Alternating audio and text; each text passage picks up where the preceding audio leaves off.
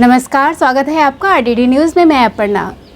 Corona के बढ़ते मामलों को देखते हुए देश में एक बार फिर अलर्ट जारी हो सकता है। संसद भवन में नो मास्क नो एंट्री का नियम लागू। प्रधानमंत्री मोदी आज मास्क लगाकर पहुंचे। कांग्रेस के वरिष्ठ नेता जयराम रमेश ने कहा कि भारत जोड़ो यात्रा में शामिल सभी लोग वैक्सीनेटेड हैं। देश के कई बड़े एयरपोर्ट्स पर सैंपलिंग शुरू हो चुकी है। झारखंड में नियोजन नीति को लेकर हेमंत सोरेन राज्यपाल रमेश बैस से की मुलाकात। झारखंड में नियोजन नीति को लेकर सीएम हेमंत सोरेन ने आज राज्यपाल रमेश बैस से की मुलाकात। जमशेदपुर के निजी अंग्रेजी स्कूलों में आरटीई के तहत दाखिले को लेकर एक बार फिर से भागदौड़ शुरू हो चुकी है। बोकारो के चास में निकाली गई लिंग आधारित हिंसा को दूर करने के लिए जागरूकता रैली। अब समाचार विस्तार से। कोरोना के कारण चीन में बदतर होते हालात को देखते हुए भारत सरकार एक बार फिर से अलर्ट हो गई है। देश के सभी बड़े एयरपोर्ट्स पर रैंडम सैंपलिंग शुरू हो चुकी है। वहीं कई राज्यों के मुख्यमंत्रियों ने आज बैठक बुलाकर समीक्षा की। इस बीच देश के प्रधानमंत्री नरेंद्र मोदी संसद भवन में मास्क लगाकर पहुंचे और संसद भवन में नो मास्क नो एंट्री का नियम लागू हो गया है। केंद्रीय स्वास्थ्य मंत्री मनसुख मांडविया द्वारा राहुल गांधी को भारत जोड़ो यात्रा में कोविड नियमों का पालन करने को लेकर लिखे गए पत्र के बाद वरिष्ठ कांग्रेसी नेता जयराम रमेश ने कहा कि भारत जोड़ो यात्रा में शामिल होने वाले सभी लोग वैक्सीनेटेड हैं। अब समाचार बोकारो से। डॉक्टर राधाकृष्णन सहोदया स्कूल कॉम्प्लेक्स के तत्वाधान में 2 दिवसीय अंतर विद्यालय बास्केटबॉल प्रतियोगिता गुरुवार को डीपीएस बोकारो की मेजबानी में शुरू हुई। रंगारंग प्रस्तुतियों के साथ जोश और उत्साह भरे वातावरण के बीच डीपीएस बोकारो के समुन्नत बास्केटबॉल कोर्ट में कार्यक्रम के मुख्य अतिथि ग्लोबल एक्टिव पार्टनर सिटी के लीड ऑफिसर सह अंतर्राष्ट्रीय वॉलीबॉल प्रशिक्षक जयदीप सरकार ने प्रतियोगिता का उद्घाटन किया। उन्होंने प्रतिभागी खिलाड़ियों से परिचय प्राप्त करके गुब्बारे उड़ाकर तथा बॉल को बास्केट में डालकर इसकी विधिवत शुरुआत की। राजकीय महिला पॉलिटेक्निक बोकारो संस्थान में आज दिनांक 22/12/2022 को गणित दिवस मनाया गया। इस उपलक्ष्य में कार्यक्रम का उद्घाटन प्राचार्य डॉक्टर सत्यदेव राम द्वारा किया गया। विद्यार्थियों को मैथमेटिक्स के सवाल दिए गए थे जिसे मिनटों में सॉल्व करने थे। 35 सवाल दिए गए थे। गणित को लेकर हुए इस कार्यक्रम में व्याख्याता ब्रिजेंद्र कुमार द्वारा गणित में शून्य का महत्व बताया गया और व्याख्याता डॉक्टर नीलिमा प्रसाद ने छात्राओं के व्यक्तित्व विकास पर जोर देते हुए कहा कि विद्यार्थियों में गणितज्ञ रामानुजम के जीवन पर भी अलग अलग उन्होंने अपने विचार रखे और ये कहा कि छात्राओं के व्यक्तित्व विकास पर अधिक जोर देना चाहिए। मौके पर हम याद करते हैं कि शून्य की खोज जिसने की वो हमारे भारत की, ये सबसे बड़ा गर्व का विषय है।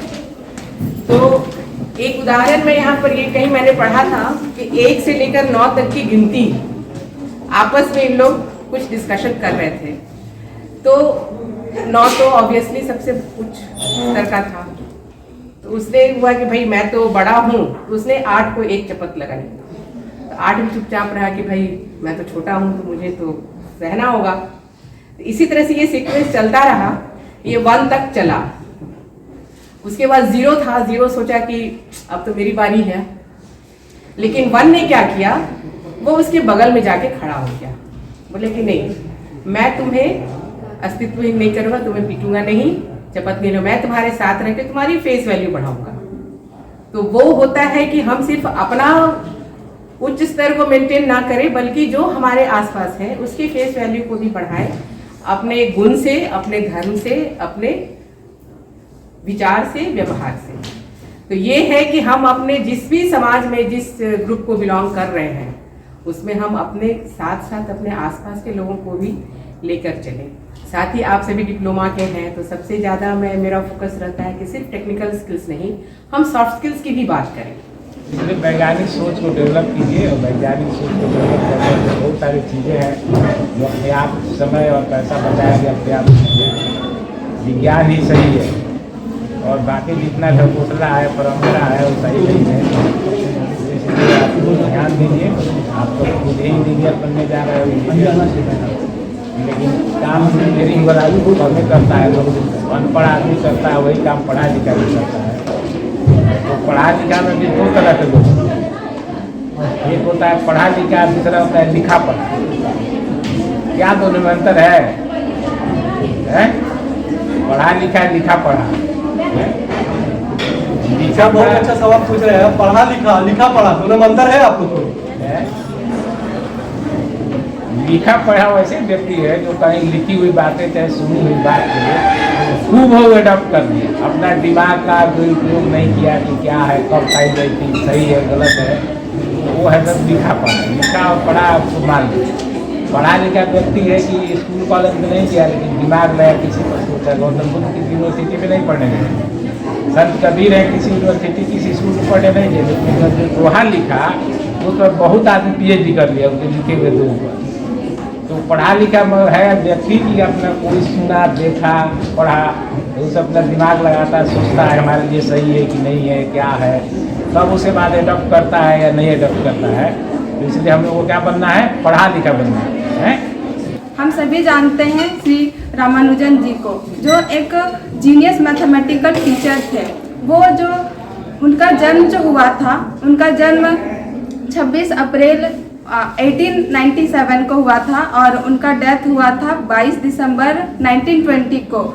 उन्होंने क्या किया था कि जो नंबर्स थे उनका जुड़ा काफ़ी उनसे ज़्यादा था। उनके कारण ही जो है हम अभी बहुत सारे इन्वेंशन को जान पाए हैं, जिनके कारण जो वो इन्वेंशन किए थे, नंबर पे अपना जो रिसर्च किए थे। आज 22 दिसंबर मैथमेटिक्स डे सेलिब्रेट किया जा रहा है। उसके उपलक्ष्य में आज कंपटीशन भी है। आज के दिन रामानुजन जी ने बहुत कुछ खो दिया था, अपने लाइफ को खो दिया था, फिजिकल पार्ट जिसको कहते हैं वो खो दिया था, लेकिन वो हमें इमोशनली एथिकली बहुत कुछ सिखा गए हैं। वो ऐसे ऐसे इक्वेशंस दिए हैं, फॉर्मूला दिए हैं जिनका आज भी सॉल्यूशंस यहाँ नहीं है, लेकिन वो हमें इतना बहुत कुछ समझाता है, इतना हम लोग को मोटिवेट करता है कि हमें उन जैसा तो नहीं, हम उन जैसा नहीं बन पाएंगे, कम से कम उनसे थोड़ा नीचे या हो सके कोशिश किया जाए तो उनसे भी आगे बढ़ जाए। उनके इक्वेशंस को अगर साइड में भी रख दिया जाए तो एक और उनमें खूबी थी कि वो विदेश गए थे। विदेश जाने के बाद भी वो अपने एथिकल वैल्यूज, मतलब कि जो भी उनके संस्कार थे, उनकी रीति रिवाज थे, उनसे वो हमेशा जुड़े हुए रहे। कभी भी वो उनसे टूटने का ना ही सोचे ना ही प्रयास किए। वही उनका दूसरा महानता का गुण था। कल 21 दिसंबर 2022 को चास नगर निगम के द्वारा नई चेतना बदलाव पहल की के तहत लिंग समानता, लड़का लड़की भेदभाव की समान शिक्षा एवं समान अधिकार के लिए कैंडल मार्च एवं जागरूकता रैली का आयोजन चास नगर निगम के अंतर्गत महिला समूह के द्वारा अपर नगर आयुक्त अनिल कुमार सिंह एवं कार्यपालक पदाधिकारी छविबाला बारला के द्वारा संयुक्त रूप से हरी झंडी दिखाकर जागरूकता रैली का आयोजन किया गया था। जागरूकता रैली में धर्मशाला मोड़ से आरंभ होते हुए महावीर चौक से होते हुए चंद्रा टॉकीज के पास समाप्त हुई। इस जागरूकता रैली एवं कैंडल मार्च को सफलतापूर्वक आयोजित किया गया और इसमें लोगों को लिंग आधारित हिंसा के साथ साथ घरेलू हिंसा, दहेज की समस्या, पोक्सो व बाल विवाह आदि विषयों के बारे में जागरूक किया गया, जिससे सामाजिक बुराइयों को रोकने में सक्रिय भूमिका निभाई जा सके। अब समाचार जमशेदपुर से। जमशेदपुर के निजी अंग्रेजी स्कूलों में RTE के तहत 25% सीटों पर प्रारंभिक कक्षा में दाखिला लेने के लिए भीड़ उमड़ पड़ी है। जिन अभिभावकों की सालाना आय 72,000 से कम है, उनके बच्चे इन स्कूलों में नर्सरी लेवल पर एडमिशन ले सकते हैं। इसके लिए उन्हें आवेदन पत्र के साथ साथ अपना आय प्रमाण पत्र जमा करना पड़ेगा। जिला शिक्षा अधीक्षक कार्यालय से ये फॉर्म वितरित करने शुरू किए जा चुके हैं। फॉर्म का वितरण 21 दिसंबर से 30 दिसंबर तक किया जाएगा। अब जान लेते हैं मौसम का हाल। आज बोकारो में सुबह की शुरुआत आसमान में धूप के साथ हुई और पूरे दिन धूप बनी रही। आज का अधिकतम तापमान 27 डिग्री सेल्सियस और न्यूनतम तापमान 12 डिग्री सेल्सियस रिकॉर्ड किया गया। और अगर बात करें जमशेदपुर के मौसम की तो जमशेदपुर में भी आज पूरा दिन धूप बना रहा। मौसम विभाग के अनुसार जमशेदपुर में आज का अधिकतम तापमान 27 डिग्री सेल्सियस और न्यूनतम तापमान 11 डिग्री सेल्सियस रिकॉर्ड किया गया।